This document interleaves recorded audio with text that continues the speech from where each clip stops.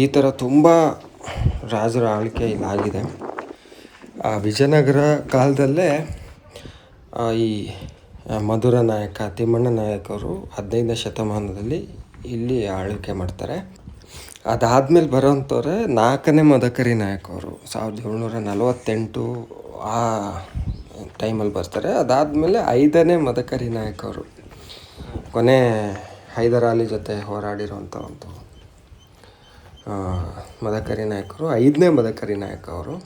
ಇಲ್ಲಿ ನೋಡಿ ಗಣಪತಿ ದೇವಸ್ಥಾನ ಹಿಂದೆ ಆನೆ ಥರ ಒಂದು ಕಲ್ಲಿದೆ. ಇದು ಫೇಮಸ್, ಎಲ್ಲರೂ ಬಂದವ್ರು ನೋಡ್ತಿರ್ತಾರೆ.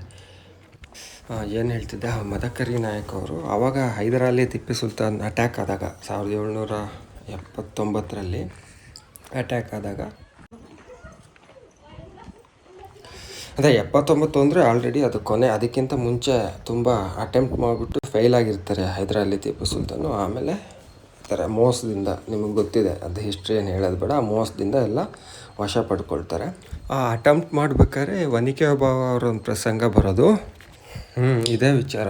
ಕೆಲವರು ಇದನ್ನು ಕತೆ ಅಂತ ಹೇಳ್ತಾರೆ, ಆದರೆ ಕೆಲವರು ಇಲ್ಲ ಇದು ನಿಜವಾಗ್ಲೂ ನಡೆದಿದ್ದು ಅಂತ ಹೇಳ್ತಾರೆ. ಒನಕೆ ಓಬವ್ವ ಅನ್ನೋರು ಇದ್ದರು, ನಿಜವಾಗ್ಲೂ ನಡೀತು ಅಂತಿದೆ. ಕೆಲವರು ಅದು ಕತೆ ಅಂತ ಹೇಳ್ತಾರೆ. ಸೊ ಅದೇನು ಅಂತ ಒಂಚೂರು ಡಿಸ್ಕಷನ್ ಮಾಡೋಣ ಇವತ್ತು.